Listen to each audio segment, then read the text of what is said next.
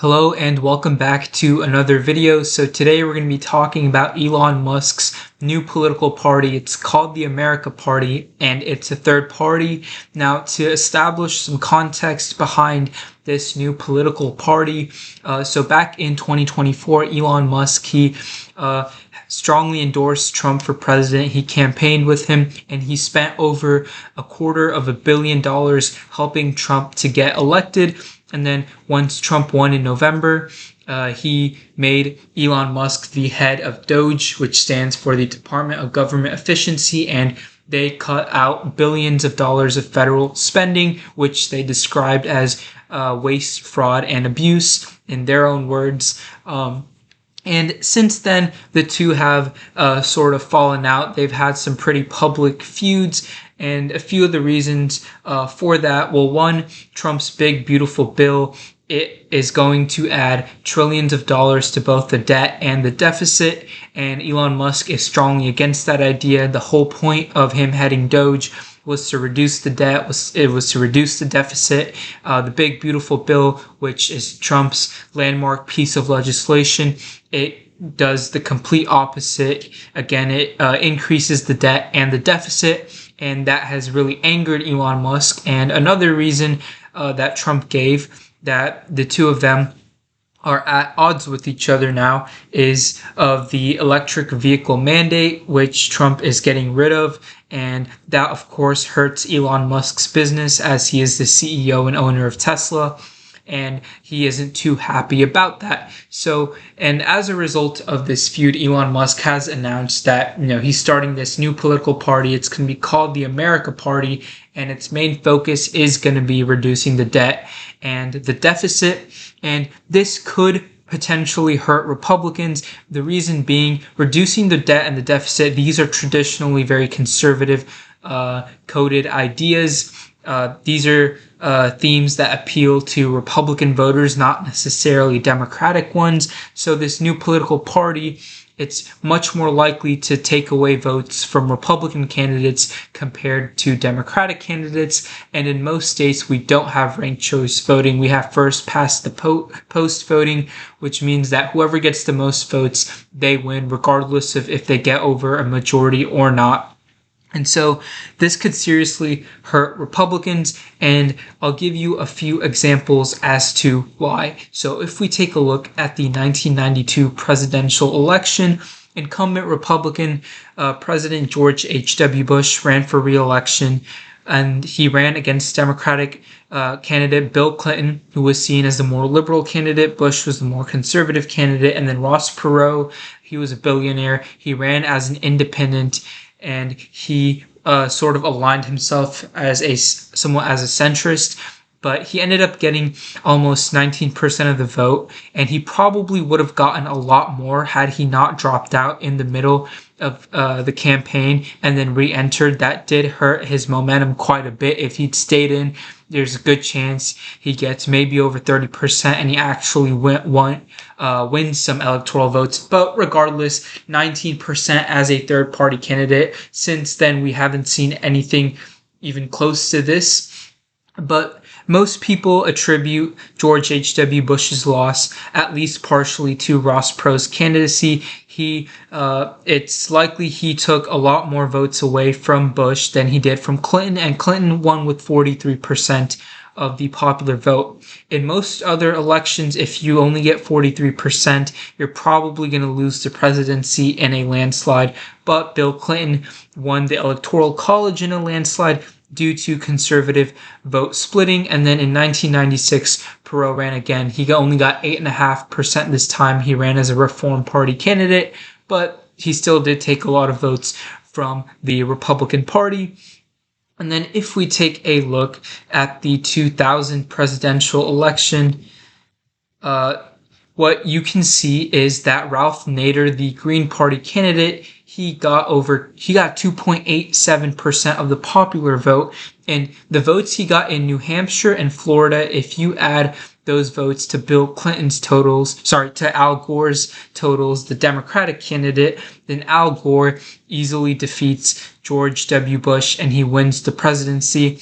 And then Nader almost cost Al Gore Wisconsin, Iowa, New Mexico, and Oregon as well. But the point being, Al Gore would likely have been president following the 2000 election if it wasn't for Ralph Nader's candidacy. So it's cost the Republicans the presidency when you have a strong third-party candidate, and even a third-party candidate that gets a small percentage of the votes that still cost the Democrats the presidency, and arguably it cost Hillary Clinton the presidency in 2016 with Jill Stein running as the Green Party candidate. Now, the point being, this has cost Republicans and Democrats alike presidential elections, but it can also cost Republicans down ballot. And if we take a look at the 2024 U.S. Senate races in the state of Wisconsin, Tammy Baldwin, the Democrat, she won by 0.85%. But if we look at the general election results, the America First candidate, Thomas Leaguer, he got 0.85%. That's the margin that Eric Hovde, the Republican, lost by. Disrupt the corruption, I imagine most of their votes would have gone to the Republicans as well. So the third parties in Wisconsin, they cost the Republicans of Wisconsin's Senate race. And then if you go to the state of Michigan, there's a very similar story here. Alyssa Slotkin, she won by 0.34%, but the Libertarian candidate, he got over 1% of the vote. The Constitution Party candidate, he got almost 1% of the vote. So although the Greens did cost the Democrats almost 1%, the Libertarians, the Constitution Party, and the Natural Law Party, they cost the Republicans more, and they arguably cost the Republicans this U.S. Senate race and the state of Michigan. So just in 2024 alone, it's very arguable that third-party candidates cost the Republicans 2 U.S. Senate seats. And if we go to the 2020 Senate race in the state of Georgia, if we look to the general election, Georgia does have runoffs. And if we look at the results of the first round, David Perdue, he got slightly under 50% of the vote, which triggered a runoff. And in the runoff, Jon Ossoff, he actually ended up winning by over a percentage point, even though in the first round, Perdue nearly got 50% because he couldn't quite get past 50% due to the third-party candidate, the Libertarian Shane Hazel. He cost David Perdue winning in the first round, and as a result, Jon Ossoff did win in the runoff. So the point is, not only can this third party, Elon Musk's America Party, it's gonna take a lot of votes away from the Republicans, and it could certainly cost them seats in both the House of Representatives and the U.S. Senate, not because the America Party is going to win seats themselves, but they could take away just enough votes from the Republican Party to where Democrats win those seats. And if this truly is a serious effort by Elon Musk, this could extend to the 2028 presidential election, with J.D. Vance presumably being the Republican nominee. But it does seem that J.D. Vance doesn't really seem to have beef with Elon Musk, similar to how Donald Trump does. So we don't know yet what will happen. We'll have to wait and see. But, you know, sort of looking at the 2026 Senate map, this is expected to be a blue wave year. So the Democrats, they should win Michigan and Georgia seats that they currently hold. But if the Democrats, get like 48% of the vote in the state of North Carolina, and the Republicans get 47, and Elon Musk's party gets 2, the Democrats, they would win North Carolina. Similar story in Maine. These are expected to be very competitive races, and they could cost the Republicans those seats. And if it's a really big blue wave year, they could cost the Republicans Ohio, they could cost them Nebraska, even potentially Texas or Alaska, if Elon Musk's America Party takes away enough of the vote from the Republicans, and it's a really good year for the Democrats. So if I were the Democratic Party, I'd be cautiously optimistic about this. Really, this can't hurt the Democrats. It could only help them. And although this is really going to depend on how much effort Elon Musk actually puts into this party, how much is he willing to spend, but he's worth hundreds of billions of dollars. He's the world's richest man.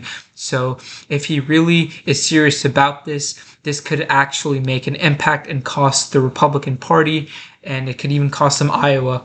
But regardless, this all depends on how seriously Elon Musk takes this. So if you guys did enjoy this video, please be sure to drop a like and subscribe. Turn on post notifications so you don't miss a future upload. Please feel free to comment video suggestions in the comments section. And once again, thank you all for watching, and I'll see you all in the next video.